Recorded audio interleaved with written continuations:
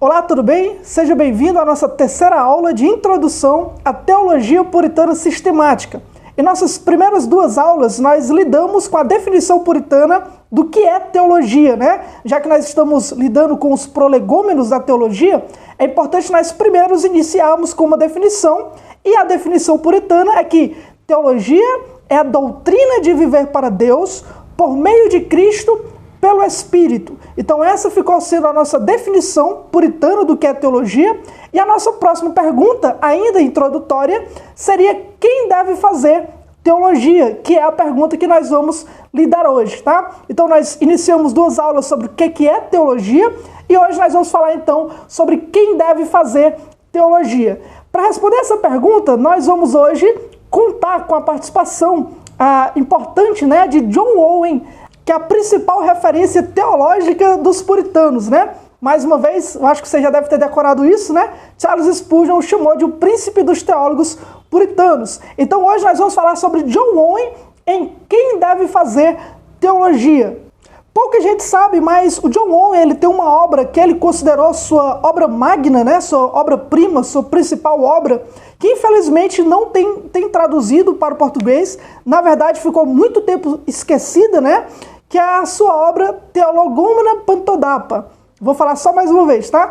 Theologumena Pantodapa, que numa tradução direta seria como teologizando em todo lugar. Nesse caso, a teologia em todo lugar das Escrituras, né? É uma obra que o John Owen ele faz procurando mostrar uma estrutura bíblica de como que a teologia aparece nas Escrituras, desde ali o Jardim do Éden, Deus se revelando para Adão, passando pela queda do homem, as alianças, até culminar então na revelação suprema, o ápice da teologia, através de Jesus Cristo. Essa obra magna, que infelizmente ficou esquecida durante mais de 300 anos, é a obra que nós vamos estar utilizando para poder responder essa pergunta, e que ele responde de maneira muito importante no livro, sobre quem deve fazer teologia. Apenas a título de curiosidade, essa obra ficou esquecida, sendo mesmo a obra magna do John Owen, por um simples fato, né? Quando John Owen lançou essa obra em 1661, ele escreveu na linguagem acadêmica da época, em latim, e então perdurou durante séculos essa obra em sua língua original de escrita. Quando em 1850 fizeram a compilação de todas as obras do John Owen em 24 volumes, né, seus famosos works, que hoje em dia ainda está disponível, os editores daquela época acharam por bem não incluir a obra magna dentro dos 24 volumes, porque naquela época o latim ainda era a língua oficial acadêmica, né? Então eles pensaram, olha, para que nós vamos traduzir se provavelmente apenas os acadêmicos vão ter interesse por essa obra? E se eles vão ter interesse por essa obra, eles vão procurar ela em latim, que ainda é a língua vigente, né, da academia. Dessa forma, essa obra não foi traduzida, não foi incluída nas works do John Owen, né? Esses 24 volumes que contém toda a sua obra. E então, por conta disso, um grande público do John Owen, principalmente inglês, né, não teve acesso a essa obra até 1994. Ou seja, só faz 30 anos que essa obra foi traduzida finalmente do latim para o inglês depois de 300 anos. Agora imagina, se para o inglês demorou mais de 300 anos para poder essa obra ser traduzida, ainda mais para o português, né? Então para o português eu acho que vai demorar um pouquinho mais. Agora, por que nós vamos estar usando essa obra? Porque essa obra não é simplesmente mais uma obra escrita pelo John Owen, mais uma vez, é uma obra que ele próprio considerou sendo a sua principal obra escrita, né, como a sua principal contribuição à teologia reformada, mas também ela foi recebida dessa forma. Na época ela foi muito bem abraçada por teólogos britânicos e principalmente de uma forma internacional. Se eu não me engano, o fundador da Sociedade Batista Missionária, John Ryland, ele declarou que essa obra do John Owen é a principal obra, a mais importante obra escrita por um autor britânico dentro desse gênero, né? E ele vai lidar justamente com a estrutura da teologia, com a natureza da teologia. Então, lembra que na primeira aula eu disse que os puritanos ingleses, eles não se destacaram nos prolegômenos da teologia, nessas questões introdutórias? Alguns estão como exceção, e John Owen é a principal exceção, né? Já que ele de fato escreveu um livro sobre teologia, sobre a tarefa de um teólogo, né? E esse livro se tornou uma das obras principais dentro dessa vertente, dentro desse gênero, né? Dentro dos prolegômenos. Então, nós vamos estar utilizando esse livro do John Owen para poder responder a pergunta: quem deve fazer teologia, que é uma pergunta fundamental nos prolegômenos da teologia puritana sistemática. Agora, por que nós devemos fazer essa pergunta sobre quem deve fazer teologia? Por duas razões. Primeiro, porque infelizmente, mais uma vez, a maioria das pessoas imaginam que quem deve fazer teologia são os teólogos profissionais ou os pastores e pregadores. Eu acredito que com as nossas duas primeiras aulas, isso já deixou claro que é um pensamento errado, né? Que todos nós devemos fazer teologia, claro.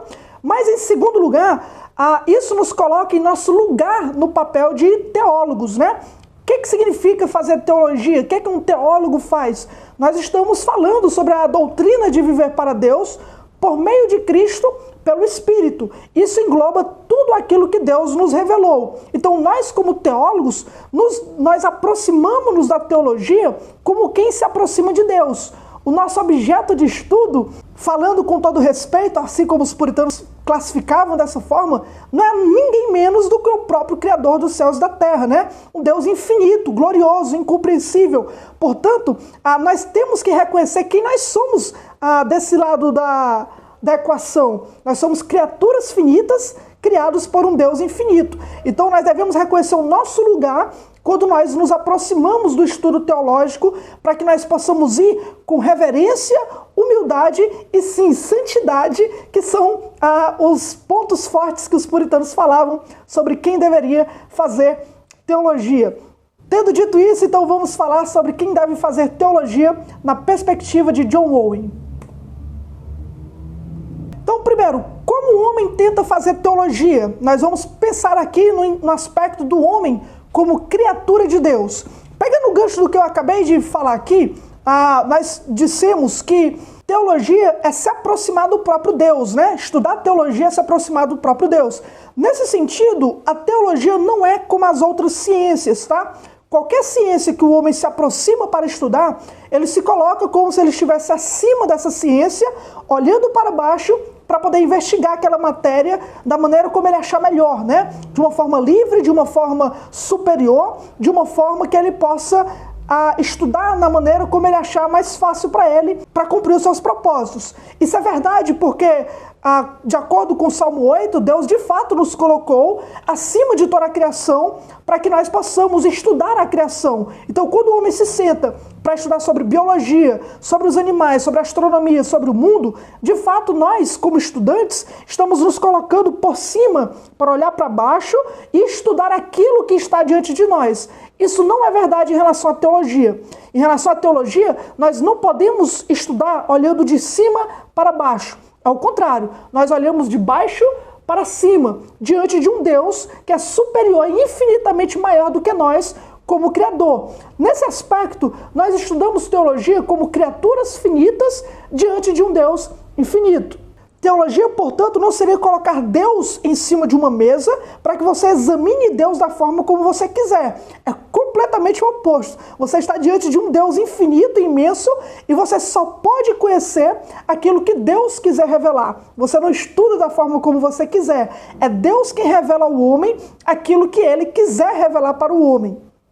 A primeira coisa que chama a atenção na obra magna que o John Owen escreveu é que quando ele se propõe a falar sobre teologia, ele não coloca a sua obra, ele não estrutura a sua obra da maneira como era costume da época e da maneira como é comum nós vermos hoje. Por exemplo, em vez do John Owen começar seus tópicos teológicos partindo do movimento do ser, né, de quem Deus é, para a trindade, para a criação, para a providência e aos demais tópicos teológicos, na medida em que ele se move diante do que ele estuda, ele prefere colocar a estrutura do seu livro diante de como Deus revela-se para o homem na história do mundo, ou na história da Bíblia, né? A maneira como a Bíblia apresenta Deus se revelando para o homem. Então ele não começa do ser de Deus, partindo para como Deus se move em seu ser, na criação e na providência. Ele prefere partir de uma história da teologia, ou seja, como é que a teologia se iniciou em relação ao homem, né? Isso inicia-se, obviamente, lá no Jardim do Éden, quando Deus cria o primeiro homem e a maneira como Deus se revela para o primeiro homem. E a partir de então, como que a teologia se deu no primeiro homem antes da queda, como a teologia se dá depois da queda e como Deus se revela progressivamente para o homem por meio das alianças, até isso se culminar então no ápice da revelação por meio da pessoa de Jesus Cristo. O objetivo de Owen de fazer isso, não foi por acaso, não foi sem querer, ele ter estruturado a história da teologia dessa maneira. O que ele queria deixar claro ali é que a teologia, ela parte de um relacionamento que Deus se coloca para ter com o homem. Então ela existe a partir do momento em que Deus resolve se relacionar com a humanidade. Então Deus, ele se relaciona com Adão, depois que entra o pecado no mundo, então como é que Deus continua se revelando para o homem por meio das alianças? Isso é o conteúdo e o material que o homem começa a ter para construir teologia. Então, para John Owen, e a ideia que ele deixa claro no seu livro, é que a teologia ela é relacional. Ela existe a partir do momento em que nós temos um relacionamento com Deus. Ou melhor, a partir do momento em que Deus resolve ter um relacionamento conosco e se revela. Assim, a teologia verdadeira, ela está dentro de um relacionamento com o homem. Isso desde o início do mundo, desde a criação. Isso nos leva a outra coisa interessante, que até o próprio Adão, em sua perfeição, sem pecado, ele precisou depender de Deus para que ele pudesse aprender as suas verdades, para que ele pudesse conhecer quem Deus é de verdade. Por que isso acontece? Isso acontece não simplesmente porque o homem é um pecador, afinal de contas, Adão não tinha pecado, Ele foi criado em verdadeira justiça e santidade, mas justamente pelo fato dele ser uma criatura, criado por Deus. Nesse aspecto, John Owen, ele assinala o seguinte: dado a natureza do homem como criatura e Deus como criador, o John Owen definiu o conhecimento existente de duas formas. Primeiro, existe um conhecimento arquetípico, que é a teologia própria de Deus, e um conhecimento ectípico, que é uma teologia que fazemos, que é apenas uma cópia imperfeita do conhecimento arquetípico de Deus. O que John Owen quer dizer com isso é que a teologia que nós fazemos, a teologia que o ser humano faz, que Adão teve, que todos nós temos, não é a própria teologia de Deus. Não resume aquilo que Deus é. Por quê? Porque Deus, ele é infinito e nós somos finitos. Portanto, não conseguimos ter uma compreensão correta de quem Deus é em toda a sua grandeza, porque como criatura finita, a nossa mente não consegue compreender o infinito.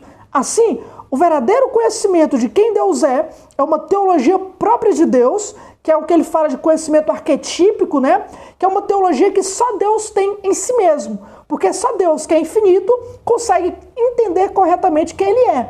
Por isso esse nome, que não é um nome muito simples, não é um nome muito fácil, esse conhecimento arquetípico, essa palavra no grego, quer dizer um conhecimento primário, um conhecimento original, um conhecimento de fato que somente Deus pode ter. Então, esse arque de arquetípico, lembra arcanjo, arqui-inimigo, que dá a ideia de aquilo que é o principal, em ordem, em originalidade, em autoridade, Por exemplo, um arcanjo, ele é o anjo principal, ele é o chefe dos anjos, Um arqui-inimigo é o principal inimigo. Então esse conhecimento arquetípico de Deus é um conhecimento de um tipo que só Deus tem, só Deus possui. É o conhecimento primário, porque Deus, infinito como é a fonte de todo conhecimento. É um conhecimento que ninguém tem, ninguém pode ter, nenhuma criatura possui, somente Deus possui, porque ele é infinito. E ele se conhece de uma forma plena, sem mediadores, de uma maneira imediata. Por outro lado, o nosso conhecimento de Deus, então, já que não pode ser esse mesmo conhecimento que Deus tem, é um conhecimento ectípico, que é a teologia que nós fazemos, que é apenas uma cópia, esse ectípico, como se fosse uma cópia do conhecimento verdadeiro. Ainda é um conhecimento verdadeiro? Mas não é todo conhecimento, porque Deus é infinito e nós não conseguimos compreender ele como ele é. É o conhecimento de uma cópia, na medida em que Deus quer se revelar para nós aquilo que nós podemos aprender sobre Deus. Então, como criaturas de Deus, nós fazemos teologia reconhecendo que a nossa teologia somente reflete aquilo que Deus quer refletir, aquilo que Deus quer revelar, porque a teologia que Deus tem, o seu conhecimento sobre si mesmo é infinito e nós não podemos compreender porque somos apenas criaturas de Deus. Isso sendo válido já desde Adão, desde o primeiro homem criado em perfeito estado. Isso é importante por duas razões. Primeiro, significa que fazemos teologia como criaturas de Deus. Nossa teologia depende da teologia de Deus, mas não consegue compreender toda a teologia de Deus. Ou seja, o conhecimento que nós temos de Deus é fundamentado no conhecimento que Deus tem de si mesmo, mas o nosso conteúdo é apenas aquilo que Deus resolve revelar a nós, já que pela nossa finitude a gente não consegue abarcar o conhecimento de Deus genuíno, né? Em toda a sua grandeza. O salmista declara: grande é o Senhor e muito digno de ser louvado. A sua grandeza é insondável. Não dá para sondar a grandeza de Deus. John Owen escreveu: medita profundamente na excelência da majestade de Deus e em sua infinita, inconcebível distância dele. Na medida que aí você pensa na excelência da majestade de Deus, lembre-se que existe um espaço infinito entre você como criatura e Deus como criador. Nesse sentido, não tem como nós fazermos, como o pessoal tenta fazer, como o ser humano tenta fazer, de colocar Deus e o homem debaixo da mesma lógica, dentro do mesmo universo, como se existisse uma verdade acima de Deus, uma lógica acima de Deus, e que nós e Deus estamos debaixo dela. Isso não é verdade. Deus, ele é transcendente a tudo isso. Então, nós só podemos fazer teologia reconhecendo que Deus, ele é incompreensível, ele é grandioso, né? A sua grandeza, ela é insondável. Então, devemos nos colocar no nosso lugar e saber que muito daquilo que nós vamos conhecer sobre Deus é difícil, não porque é irracional, mas é porque transcende a razão, já que Deus, ele é infinito e nós finitos. A segunda coisa que é de grande importância é que devemos fazer teologia com toda a humildade possível, pois estamos diante de um Deus infinito. Em certo lugar, Paulo diz que o conhecimento ensoberbece. 1 Coríntios 8, verso 1. John Owen escreveu: pessoas da mais elevada e eminente competência, da mais íntima e familiar comunhão com Deus, nesta vida conhecem pouquíssimo de Deus e de sua glória. Os nossos pensamentos, meditações ou expressões de Deus são baixos, muitos deles indignos de sua glória, nenhum deles capaz de atingir as suas perfeições. É importante que você tenha ideia do que nós estamos lidando aqui com relação a Deus, quando você se aproxima da teologia, se aproximar de um Deus que é infinito, porque isso tem que nos colocar no nosso lugar como criaturas finitas, nesse aspecto de que o conhecimento deve ser uma descoberta do quão pouco nós de fato conhecemos sobre Deus, tá? Então, quando nós nos aproximamos da teologia sem esse entendimento, acontece o que Paulo diz: o conhecimento ele ensoberbece. Em que sentido? No sentido que as pessoas começam a estudar sobre teologia e acham que elas possuem conhecimentos superiores demais, né? Então eles se comparam com pessoas leigas e acham que o conhecimento que elas têm as torna superior, e elas passam a se engrandecer, né? Ou tentar mostrar o quanto elas conhecem, né? O quanto elas sabem, ou desprezar pessoas como se essas pessoas não conhecessem. Quando você se aproxima de Deus, do ser infinito e glorioso que Ele é, o que acontece é o contrário.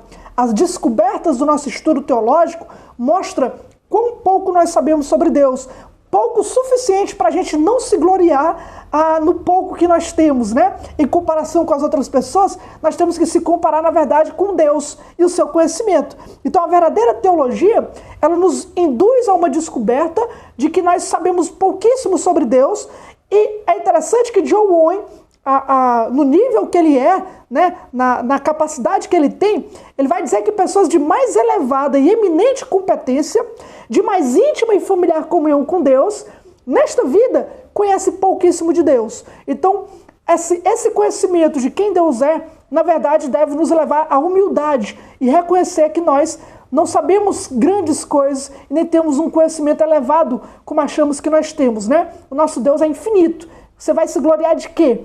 Qual a sua grandeza em conhecer tão pouco daquilo que é infinito? Você tem que vir com humildade. E, de fato, o verdadeiro conhecimento teológico, ele não ensoberbece. Pelo contrário, ele nos humilha, nos torna mais humildes, nos torna mais sedentos por mais conhecimento, porque sabemos quão pouco é aquilo que nós temos. Então, Em primeiro lugar, nós temos que entender que fazemos teologia como criaturas de Deus. Em segundo lugar, o homem ele faz teologia como uma criatura rebelde de Deus. E aqui começa a ter um problema, né? Então, o problema do homem, quando ele se aproxima da teologia, não é apenas que nós somos finitos, mas nós somos falhos. E isso, claro, graças ao pecado de Adão.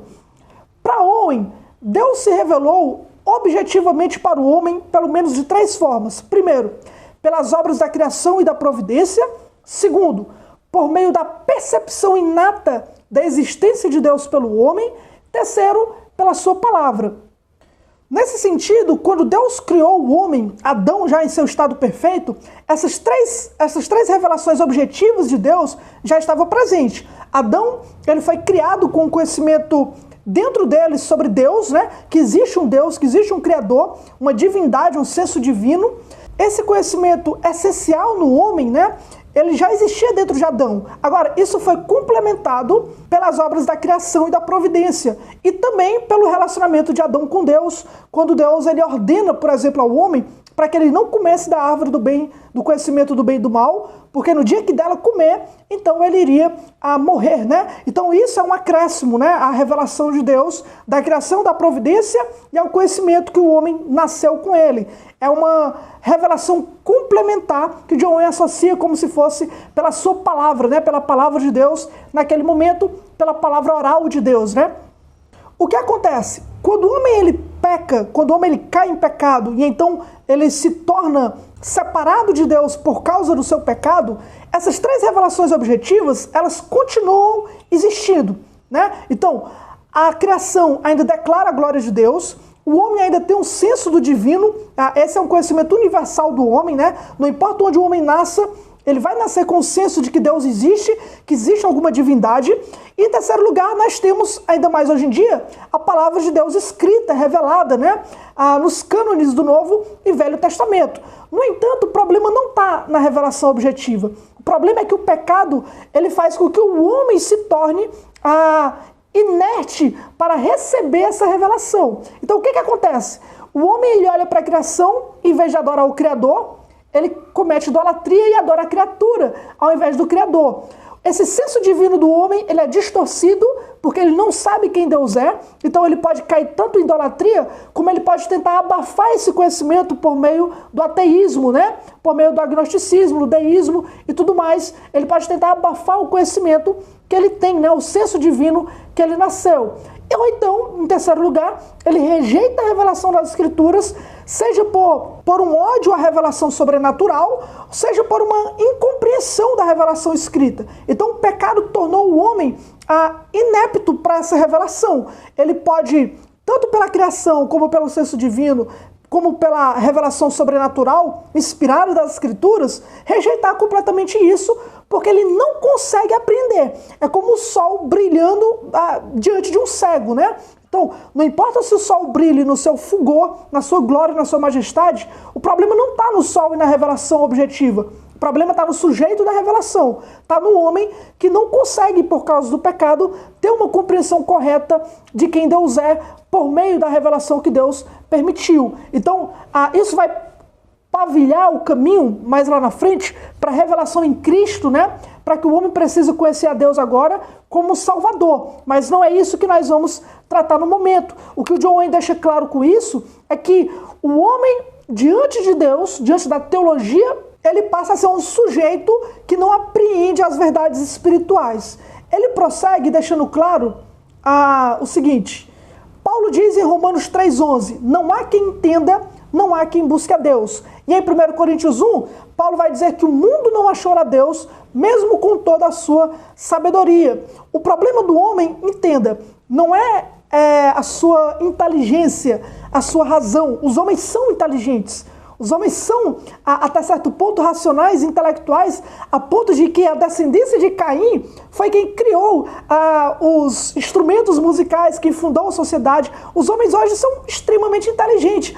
Olha as ferramentas tecnológicas que os homens têm criado, olha os prédios, a criação que o homem tem feito, né? Então o problema não é intelectual. Isso é que é espantoso. O problema é que o homem, com toda a sua intelectualidade, não consegue aprender a verdade sobre Deus. o homem não tem esse conhecimento do divino de acordo com a revelação espiritual. Por quê? Porque o problema do homem é que ele está morto espiritualmente. A razão do homem não consegue alcançar o conhecimento sobrenatural de quem Deus é. É interessante que essa é uma das principais ênfases do livro do John Owen, né? Ele, antes de chegar na teologia evangélica, ele dedica bastante tempo para mostrar a origem da idolatria. Para você ter ideia, por exemplo, ele passa 25 páginas descrevendo a teologia no pacto de Deus com Noé, quando Deus se revela para Noé, naquele seu pacto noético, né? John escreve 25 páginas para descrever. Mas para falar sobre a idolatria, sobre a origem da idolatria e como essa teologia se perdeu por conta do pecado do homem, ele gasta mais de 100 páginas. Então, um dos seus grandes focos no seu livro é mostrar que o mundo não consegue conhecer a Deus pela sua própria sabedoria, né? O homem, ele cria, então, não somente uma teologia finita, mas por causa do pecado, uma teologia falsa. Uma falsa teologia, porque o homem porque como Paulo diz, né? Não há quem entenda, não há quem busque a Deus. Se o homem não consegue entender uma teologia verdadeira corretamente, ele não vai buscar o Deus verdadeiro. Se a sua teologia é falsa, ele não busca o Deus verdadeiro. Ele vai buscar um falso Deus. Ele vai criar um falso Deus, né? Então o problema do homem, da sua teologia de maneira geral, da teologia do mundo, é que o homem não consegue compreender as verdades espirituais. Se o mundo inteiro tivesse a Bíblia na sua mão, se a Bíblia fosse dada para todos os homens, sem o Espírito Santo eles iriam criar um falso Deus a partir das Escrituras. Isso é um absurdo, uma loucura, mas é o testemunho das Escrituras que o homem, sem Deus, ele faz uma falsa teologia. Ele não consegue apreender as verdades eternas. Nós podemos deixar esse ponto dessa forma. O homem resume o problema do homem em dois aspectos. Primeiro, o homem é uma criatura finita. Por que isso é um problema?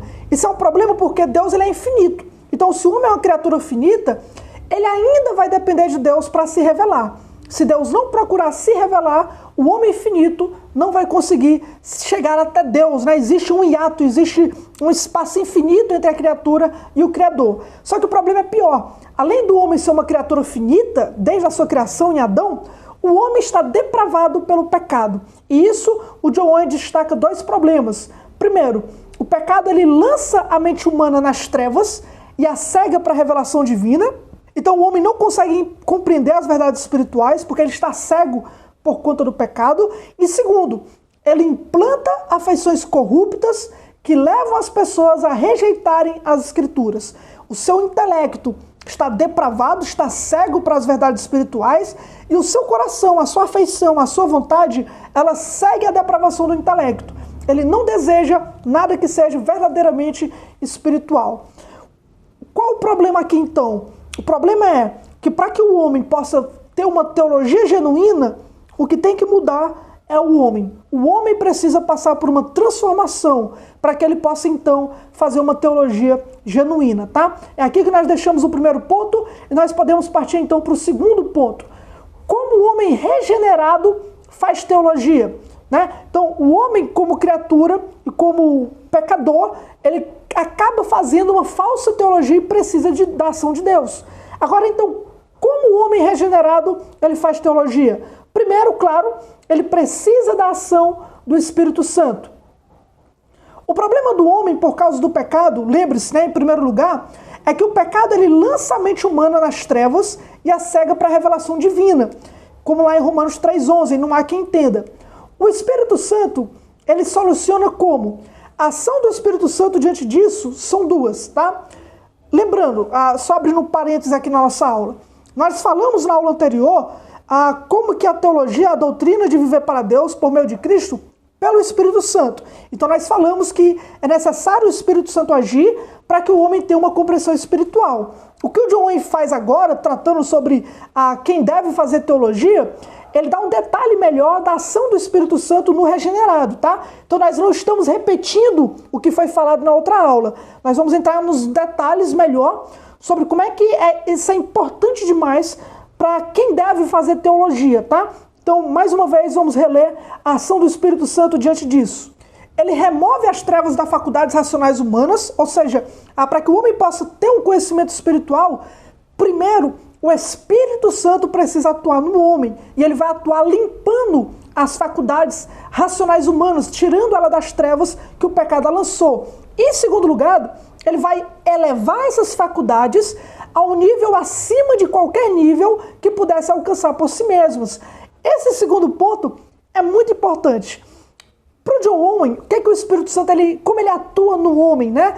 Primeiro, ele vai regenerar a mente do homem, ele vai libertar o intelecto do homem das trevas espirituais, daquilo que ele estava preso espiritualmente, e isso não é suficiente. Ele vai precisar elevar o entendimento do homem para que ele possa aprender as verdades espirituais, entendeu? O que o John Owen quer dizer com isso? Aqui o John Owen está rebatendo principalmente dois grupos que vai ilustrar o que ele está querendo dizer aqui, tá?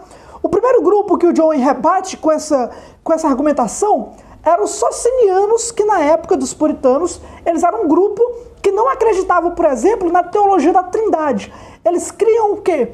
Que as verdades espirituais, elas precisam ser racionais a nível da razão humana. Nesse sentido, né, o Espírito Santo ele abre o entendimento do homem, mas está ainda dentro do nível da razão humana, e toda verdade que não se encaixa aqui nesse nível não pode ser crida. Por exemplo, a doutrina da Trindade. Se a Trindade não pode ser entendida racionalmente, de acordo com o intelecto do homem, é uma doutrina que não faz sentido, portanto, é uma doutrina falsa. Então, os socinianos não criam na divindade de Cristo, muito menos na doutrina da Trindade. O que o John Owen diz é que o problema não é esse. O problema do homem não é só racional. O espiritual, ele eleva o entendimento do homem para que ele creia nas verdades eternas espirituais. Então, o que acontece? Não é que a doutrina da Trindade seja irracional. Não é que ela seja uma contradição dentro da razão humana. Mas é porque ela está acima da razão. Deus, ele está em outro patamar. Lembra? Deus, ele é infinito, ele não é uma criatura. Então as verdades eternas de Deus, quem ele é, por exemplo, não está no mesmo nível da nossa razão, está acima da nossa razão. Então o que o Espírito Santo faz quando ele regenera o homem, é que ele abre o nosso entendimento para que a nossa mente se eleve desse patamar natural para um patamar sobrenatural. Veja, não é que ele abaixa para algo irracional, ele eleva para algo espiritual. Nesse sentido, por exemplo, os argumentos racionais da existência de Deus não pode produzir uma fé em ninguém. Por quê? Porque, mais uma vez, uma fé é algo sobrenatural. O argumento natural não gera sobrenaturalidade.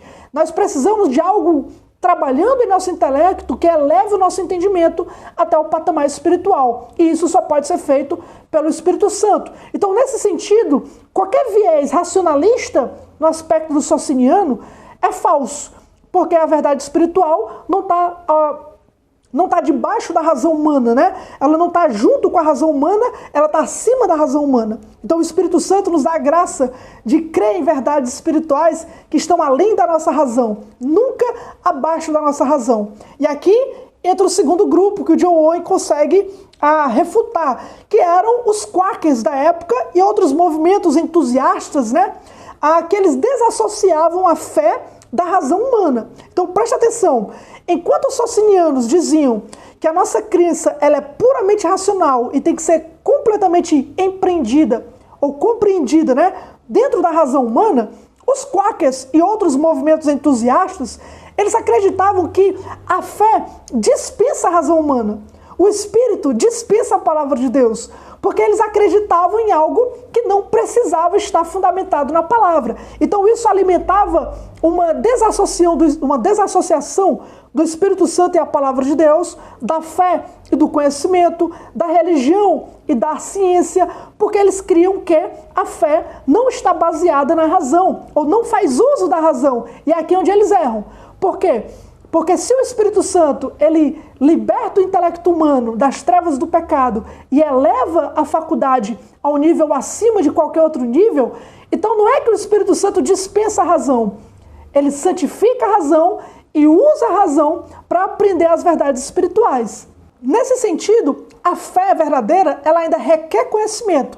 Agora, o conhecimento, ele pressupõe um ato da cognição, por isso a fé é um ato do intelecto. O Espírito Santo, ele usa a nossa razão humana para apreender verdades espirituais. Então, por isso que é tão importante isso que o John Owen fala aqui. Ora, se o pecado ele lança trevas sobre o entendimento do homem e cega o homem para a revelação divina, o Espírito Santo, na medida em que ele limpa o nosso intelecto e ele regenera o nosso entendimento para aprender as verdades espirituais, então nós não estamos abaixo como socinianos, e nós não estamos independentes da razão como os quakers e movimentos entusiastas. Pelo contrário, o Espírito Santo ele usa essa razão, só que ele eleva essa razão, esse entendimento para as verdades espirituais. Tá certo? Ficou um pouco difícil? Espero que pela ilustração desses dois grupos tenha ficado mais claro. Em outras palavras, o que nós cremos e o que nós dizemos é que o Espírito Santo, ele de fato, santifica o nosso intelecto para que a gente possa compreender as verdades espirituais, que não está na área da natural, daquilo que é natural, mas está na área sobrenatural do nosso entendimento. Por isso precisamos da atuação do Espírito Santo. O segundo problema do homem por causa do pecado, lembre-se, era o quê? Era que o pecado ele implanta afeições corruptas que levam pessoas a rejeitarem as Escrituras. João 3,19 é o texto que Jesus fala que os homens amaram mais as trevas e não vieram para a luz. Por quê? Porque eles amaram as trevas, eles têm prazer no pecado. Então o pecado ele coloca no homem o prazer daquilo que é errado, daquilo que está longe de Deus. Ele não só cega o homem para a revelação, como ele faz com que o homem tenha prazer naquilo que é pecaminoso. Mais uma vez, como o Espírito Santo atua? A ação do Espírito Santo, diante disso, ele purifica os afetos corruptos e implanta hábitos espirituais que progressivamente combatem a depravação inata que permeia a mente humana. Então, se por um lado o Espírito Santo ele santifica o nosso intelecto das trevas, do pecado, ele ilumina o nosso entendimento, por outro lado, ele santifica e retira, ele purifica os aspectos corruptos do nosso coração, para que a nossa vontade, então, siga o nosso entendimento. Isso é maravilhoso, porque o entendimento de John Owen é o seguinte, tá? Imagine que nós temos dois tipos de intelecto. Um intelecto que seja teórico, é aquilo que nós cremos, aquilo que nós entendemos, e nós temos o intelecto prático, que nós vamos seguir aquilo que nós cremos. Tem até um texto em Provérbios que diz o seguinte, o que o homem ele pensa, ele é. Então, para o John Owen, o homem, quando ele tem um entendimento corrompido de Deus, da verdade, a sua paixão, os seus afetos, ele também é corrompido. Só que quando o homem é liberto disso, aquilo que ele pensa, ele consegue apreender o que é verdadeiro. E quando ele consegue apreender o que é verdadeiro, então o seu coração ele se inclina a caminhar para aquilo que é verdadeiro. E isso é fazer o bem, Isso é bom. Então, o homem, quando ele é liberto no seu entendimento para receber as verdades espirituais, o seu coração é liberto para se apropriar dessas verdades espirituais, para perseguir, para buscar aquilo que é verdadeiro e genuíno, que de fato não são duas coisas diferentes, mas é tudo a mesma coisa. Aquilo que é verdadeiro é bom, E faz com que ele persiga e faça o bem. Nesse sentido, não existe, mais uma vez, separação entre doutrina e santidade. Pelo contrário, a verdade segue a piedade. Então, quando o homem ele é regenerado pelo Espírito Santo e ele começa a compreender as verdades de Deus, então ele corre atrás dessas verdades pelo seu coração, é inclinado a fazer o bem. Então, o homem espiritual, ele une a teologia e a prática, a doutrina e a vida, a verdade e a piedade, porque o Espírito Santo ele faz essa obra completa em oposição ao pecado que nos dominava, Quando nós éramos escravos do pecado, nós pensávamos pecaminosamente e seguíamos o que era mal. Agora, livres do pecado, nós entregamos nossos membros como instrumentos de justiça, recebendo de coração a doutrina que em nós foi colocada, e agora nós fazemos a prática do que é bom, a prática do bem. A evidência, inclusive, de que nós apreendemos verdadeiramente essas verdades espirituais é que a nossa vida segue essas verdades, segue a piedade. Mais uma vez, isso é uma maneira de mostrar como que a verdadeira fé, ela produz frutos, ela é operosa, Ela inclina o nosso coração a seguir aquilo que nós cremos e dedicamos nossa vida, tá?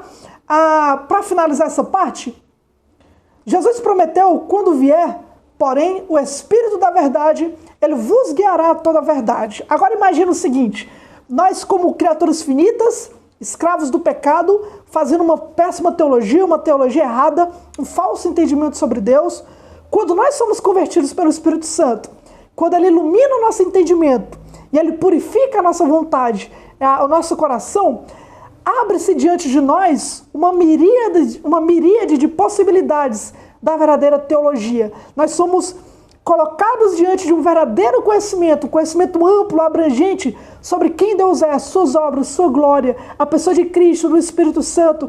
Nós temos então uma miríade de oportunidade, um leque se abre diante de nós do que é a verdadeira teologia, né? Essa teologia falsa, ela vai sendo tirada aos poucos de nós, à medida que nós avançamos no conhecimento de Deus, nós vamos deixando de lado aquelas crenças erradas a que nós criamos, que nós tínhamos sobre Deus, e o Espírito Santo nos faz crescer na graça e no conhecimento de Cristo, tá? Então isso é interessante e isso é importante na maneira como nós fazemos teologia quando nós somos convertidos pelo Espírito Santo, né? E temos então nossa mente aberta diante dessas verdades espirituais. Eu vou fazer a leitura de um texto. Você pode perceber que nós não colocamos todo o texto, porque essa parte é um pouco mais técnica de fato, né? Mas eu vou fazer a leitura de um texto, e eu acho que tudo isso que nós falamos agora vai se encaixar perfeitamente com o que Paulo diz em 1 Coríntios, no capítulo 1, quando ele vai colocar o conhecimento que nós temos pelo Espírito Santo, agora que somos convertidos, com o conhecimento que o mundo tem. Na verdade, é o 1 Coríntios capítulo 2. Ele vai dizer o seguinte, a partir do versículo de número 7. Mas nós falamos a sabedoria de Deus em um mistério, mesmo a sabedoria escondida, a qual Deus ordenou antes do mundo para a nossa glória, a qual nenhum dos príncipes deste mundo conheceu, pois se a tivessem conhecido, eles não teriam crucificado ao Senhor da glória. Mas como está escrito, olho não viu, nem ouvido ouviu, tampouco entraram no coração do homem as coisas que Deus preparou para aqueles que o amam. Mas Deus nos revelou pelo seu Espírito, porque o Espírito busca todas as coisas, sim, as coisas profundas de Deus. Porque qual dos homens conhece as coisas do homem, senão o Espírito do homem que está nele? Assim também, nenhum homem conhece as coisas de Deus, senão o Espírito de Deus. Ora, nós não temos recebido o Espírito do mundo, mas o Espírito que é de Deus, para que pudéssemos conhecer as coisas que nos são dadas gratuitamente por Deus. As coisas que nós também falamos, não com palavras de ensino da sabedoria humana, mas com as ensinadas pelo Santo Espírito, comparando as coisas espirituais com as espirituais. Mas o homem natural não recebe as coisas do Espírito de Deus, porque lhe parece loucura, nem pode conhecê-las, porque elas são discernidas espiritualmente. Está aqui o problema. O problema não é o racional do homem, é que o homem é espiritualmente morto. Mas aquele que é espiritual julga todas as coisas, mas ele mesmo não é julgado por homem algum. Porque quem conheceu a mente do Senhor para que possa instruí-lo? Mas nós temos a mente de Cristo. Esse texto fenomenal consegue finalizar bem aquilo que John Owen ensinou em sua teologia, né? Quem deve fazer teologia é o homem, mas o homem ele é finito e ele está completamente entregue ao pecado. Mas nós, pelo Espírito Santo, libertos do pecado em nossa mente, em nosso intelecto, somos elevados espiritualmente a compreender as verdades eternas de Deus. E agora abre-se então diante de nós um leque de conhecimento verdadeiro sobre quem Deus é. Vamos correr então para aprender essas verdades espirituais. O nosso último ponto, o John Owen fala então sobre teólogos e teólogo. Olha que interessante, vamos lá. Nossa discussão não designa uma ciência ou um grupo específico de pessoas instruídas nelas. Quando ele fala de teólogos, ele não está falando de algum grupo de pessoas que sentaram, estudaram a teologia, foram instruídos, né, de alguma forma na teologia. Pelo contrário, ele fala o seguinte: todos os fiéis cristãos são teólogos, uma vez que todos eles foi concedida a luz salvífica do Evangelho. As diferenças entre eles são de grau, pois a distribuição dos dons espirituais entre os fiéis pelo Espírito Santo é inteiramente arbitrária, ou seja, de acordo com a sua vontade. Ele distribui a cada um como quer. 1 Coríntios 12, 11. Dessa distribuição depende toda a diferença entre os teólogos. O que ele quer dizer aqui entre teólogos e teólogo? Ele deixa claro que aquilo que torna alguém um teólogo, obviamente, né, é aquilo que o Espírito Santo nos ensina verdadeiramente sobre Deus. Quem Deus é de verdade, isso só pode ser aprendido por nós quando nós somos regenerados pelo Espírito Santo, para que a gente possa entender e começar a aprender sobre Deus, né? Nesse sentido, então, todos os fiéis, todos os cristãos são teólogos. Todos nós temos o verdadeiro conhecimento de Deus. Até mesmo o senhor de idade, de 70 anos, 75, no interior, que se converte, ele se converte porque o seu entendimento foi aberto para compreender quem Deus é e a verdade do Evangelho. Então ele é teólogo, porque ele tem o verdadeiro conhecimento de Deus, né? Os puritanos falavam até do divino teólogo, que é o Espírito Santo, que abre o nosso entendimento para essa verdade. Nesse caso, como diz o R.C. Sproul, somos todos teólogos, né? O que João escreve? Ele diz, João capítulo 6, 45, está escrito nos profetas e serão todos ensinados por Deus. Então, um cristão verdadeiro, ele se converte porque o Espírito o ensinou. Ele abriu o entendimento e levou a verdade ao seu coração, né? Então, todos nós somos teólogos. Mais uma vez, 1 João 2,20. Vós possuís unção que vem do santo e todos tendes conhecimento. Todos os cristãos têm um verdadeiro conhecimento. Então, o que João diz? Todos os fiéis cristãos são teólogos, uma vez que a todos eles foi concedida a luz salvífica do Evangelho. Qual é a diferença, então, entre todos os cristãos regenerados? A diferença não está no conhecimento, porque todos nós temos o verdadeiro conhecimento, como disse 1 João. A diferença está no grau desse conhecimento, tá? No quanto nós conhecemos e como nós usamos esse conhecimento. Por quê? Porque, como John vai dizer, isso é uma obra do Espírito Santo, onde ele capacita alguns com mais entendimento, com mais facilidade, acerca desse conhecimento variado que tem, para que ele possa ensinar e instruir aos outros na medida dos dons que Deus lhe concede. Quando ele fala teólogos e teólogo, ele está praticamente fazendo uma diferença entre aqueles em que são cristãos verdadeiramente nascidos, portanto, todos os fiéis cristãos são teólogos e têm um verdadeiro conhecimento de Deus, e entre aqueles que Deus vocaciona e concede dons para que eles tenham um conhecimento mais abrangente, mais claro, mais nítido e sejam capazes de instruir aos outros, né? Que é o que nós chamamos de mestres ou pastores, né? Que é a qual o Senhor prometeu conceder à sua igreja. Pastores e mestres são dados e enviados por Deus. Olha o que ele escreve. Embora por sua própria natureza, todo aquele que se preocupa com a glória de Deus ou com a sua própria salvação deva se dedicar ao estudo teológico, a tarefa de promover e cultivar essa teologia recai de maneira especial sobre aqueles que têm um encargo de instruir outros no conhecimento da vontade de Deus. Ou seja, o estudo teológico, mais uma vez, é você de fato procurar conhecer mais a doutrina de viver para Deus, né? Por meio de Cristo, pelo Espírito. Agora, todos nós temos que estudar teologia. Todos nós que somos nascidos de Deus, somos inclinados a querer conhecer mais Ele, querer estudar a sua palavra, a querer levar nossa vida de acordo com a vontade de Deus, nosso trabalho, nossa família, nosso casamento, nossos estudos. Então todos nós estudamos teologia, aprendemos por meio de pregações, para que a gente possa viver para a glória de Deus. Isso é uma matéria que todo cristão fiel deseja cultivar, mas nitidamente Deus deixou claro na sua palavra que há homens que Ele dota com dons, com graça, para que eles tenham esse entendimento teológico de uma maneira mais nítida. Olha o que é que diz. Deus requer que cada um deles, ou seja, dos pastores e mestres, né, sejam aptos para ensinar. 1 Timóteo 3:2. Todo ministro da palavra deve ser apegado à palavra fiel, que é a segunda doutrina, de modo que tenha poder tanto para exortar pelo reto ensino, como para convencer os que contradizem. Tito capítulo 1, versículo 9. Nesse sentido, então, Deus concede a alguns homens que, ao decorrer do tempo, né, geralmente são oficializados, são chamados pela igreja, reconhecidos pela igreja, para serem ordenados ao ministério, para que esses homens que sejam aptos para ensinar, apegado à palavra, tanto pela fiel doutrina, quanto para ensinar e como para convencer os que contradizem, né? Que eles tenham uma clareza maior, que sejam de tal maneira capacitados por Deus para ensinar os outros. Então, a diferença de teólogos e teólogo para John Owen é o seguinte: todos os cristãos fiéis são teólogos, mas Deus concede às vezes mais dons do Espírito Santo, de acordo com a sua vontade, a alguns homens, para que esses sejam de fato dados de uma maneira mais direta e clara, né, ao estudo teológico, para que eles possam então ensinar e guiar o povo de Deus pela palavra.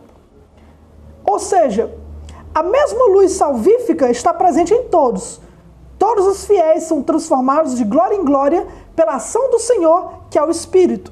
Contudo, os dons variados, comunicados pelo mesmo Espírito, criam grande diferença entre esses teólogos. Assim, a teologia, enquanto hábito intelectual salvífico, ou luz espiritual que renova a mente e a transforma à imagem de Cristo, que é a luz, é própria de todos os fiéis.